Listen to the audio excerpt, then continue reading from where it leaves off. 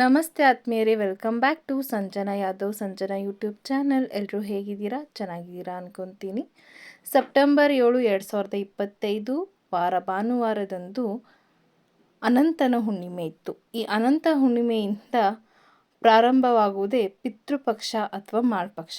ಏನಪ್ಪ ಈ ಪಿತೃಪಕ್ಷ ಅಥವಾ ಮಾಳ್ಪಕ್ಷ ಅಂದರೆ, ನಮ್ಮ ಪೂರ್ವಜರಿಗೆ ಅಂದರೆ ನಮ್ಮ ಹಿರಿಯರಿಗೆ ಸ್ಮರಣೆ ಮಾಡೋದು, ಅವರನ್ನು ಆಹ್ವಾನಿಸಿ ನಾವು ಅವರಿಗೆ ಕೃತಜ್ಞತೆ ಹಾಗೂ ಅವರ ಕೃಪಾಶೀರ್ವಾದಕ್ಕೆ ಪಾತ್ರರಾಗುವ ಕ್ರಿಯೆಯೇ ಈ ಪಿತೃಪಕ್ಷ ಅಥವಾ ಮಾಳ್ಪಕ್ಷ ಆಚರಣೆ ಆಗಿರುತ್ತೆ. ನಮಗೆಲ್ಲ ಹೆಚ್ಚಾಗಿ ಅಂದರೆ ನಮ್ಮ 4 ತಲೆಮಾರಿನವರೆಗೆ ಹೆಸರುಗಳು ಗೊತ್ತಿರ್ಬೋದು. ಅಂದರೆ ನಮ್ಮ ತಾತ, ಮುತ್ತಾತ ಈ ಥರ. ಅದ್ರ ಹಿಂದೆ ವಾಸ ಮಾಡಿದಂಥ ನಮ್ಮ ಪಿತೃಗಳು ಅಂದರೆ ನಮ್ಮ ಪೂರ್ವಜರ ಹೆಸರು ನಮಗೆ ಅಷ್ಟಾಗಿ ಗೊತ್ತಿರೋದಿಲ್ಲ. ಈ ಪಕ್ಷ ಮಾಸದಲ್ಲಿ ಬರುವಂತಹ ದಿನಗಳಲ್ಲಿ ಅಂದರೆ ನಾಳೆ ಬರುವ ಅಮಾವಾಸ್ಯೆ ತನಕವೂ ಈ ಪಕ್ಷ ಮಾಸ ಇರುತ್ತದೆ.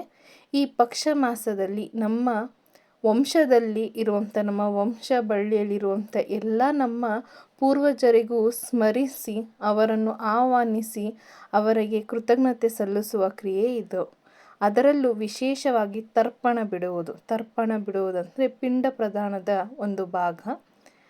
ಈ ಆಚರಣೆಯಲ್ಲಿ ನಾವು ಬೆಳಗ್ಗೆ ಎಲ್ಲರೂ ಒಟ್ಟುಗೂಡಿ ನಮ್ಮ ಮನೆಯ ಮೇಲ್ಛಾವಣಿ ಮೇಲೆ ಅಂದರೆ ನಮ್ಮ ಮಹಡಿ ಮೇಲೆ ಹೋಗಿ ಒಂದು ಎಲೆಯ ಮೇಲೆ ಅನ್ನ ಬೆಲ್ಲವನ್ನು ಇಟ್ಟು ನಮ್ಮ ಎಲ್ಲ ಪೂರ್ವಜರಿಗೆ ಪಿತೃವಿನ ರೂಪ ಅಂದರೆ ಕಾಗೆ ರೂಪದಲ್ಲಿ ಅವರನ್ನು ಆಹ್ವಾನಿಸಿ ಪೂಜಿಸಿ ಧೂಪವನ್ನು ಸಮರ್ಪಿಸಿ ಅವರಿಗೆ ನೈವೇದ್ಯ ಅರ್ಪಿಸಿ ತದನಂತರ ಕೆಳಗೆ ಬಂದು ಪಿಂಡ ಪ್ರದಾನ ಮಾಡಿ ಜನಿವಾರ ಬದಲಾಯಿಸುವ ಕ್ರಿಯೆಯೇ ಈ ಪಿತೃಪಕ್ಷದ ಬಹುಮುಖ್ಯವಾದ ಒಂದು ಕ್ರಿಯೆ ಆಗಿದೆ.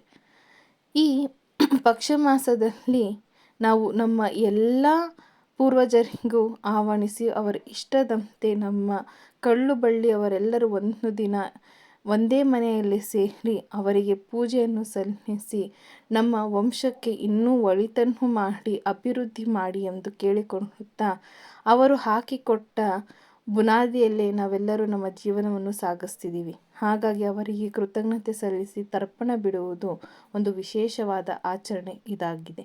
ಒಂದೊಂದು ಭಾಗದಲ್ಲಿ ಒಬ್ಬೊಬ್ಬರು ಒಂದು ರೀತಿ ಆಚರಿಸುತ್ತಾರೆ. ನಿಮ್ಮ ಭಾಗದಲ್ಲಿ ನೀವು ಹೇಗೆ ಆಚರಿಸ್ತೀರಾ ತಿಳಿಸಿ.